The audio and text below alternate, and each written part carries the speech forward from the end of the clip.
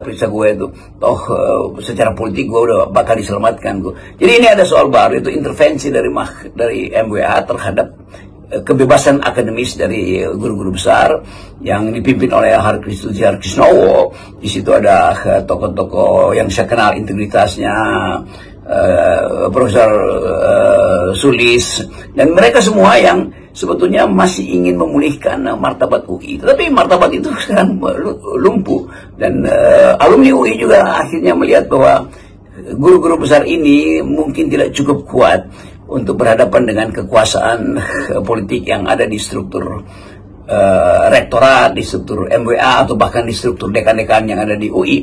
Nah, kita coba pahami ini sebagai semacam cobaan moral pada UI. Tapi kita tahu bahwa UI punya cara ya, yang kadang-kala siasat yang bagus untuk memulai kembali menegakkan moral universitas melalui kasus ini. Jadi saya tetap menduga bahwa UI tetap akan mempersoalkan itu, dan mulailah dengan semacam panggilan moral supaya lakukanlah mogok untuk tidak lagi belajar.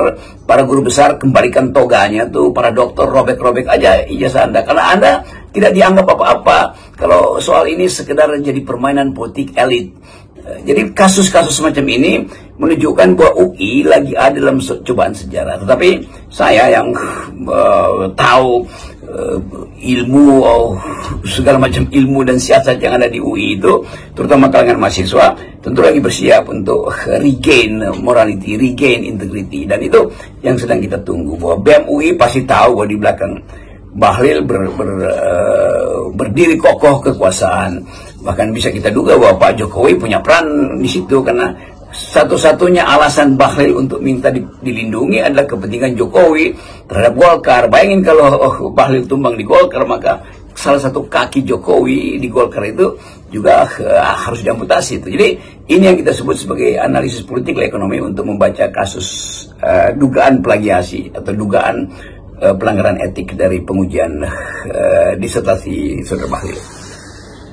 Saya pikir ya, Bung Rocky, sekarang ini kita tinggal berharap dari bagaimana para dewan guru besar ini, para guru besar yang berhimpun dalam dewan guru besar itu merespon soal ini. Kan mereka sendiri kan sudah membentuk tim investigasi dan sudah menyelesaikan tugasnya akhir bulan lalu. Dan kita bisa menduga-duga bahwa sebenarnya kemarin rekomendasi yang di siaran pers dari Majelis Wali Amanah itu juga dasarnya dari hasil investigasi para guru besar ini. Kalau kita berharap dari Kementerian Dikti yang membawa UI ini, karena koleganya kolega dari Bahlil di kabinetnya Pak Prabowo, kemudian apalagi rektorat dan birokrasi UI yang tersandra kekuasaan, saya kira ya kita nggak bisa berharap apa-apa deh, jauh panggang dari api lah ini.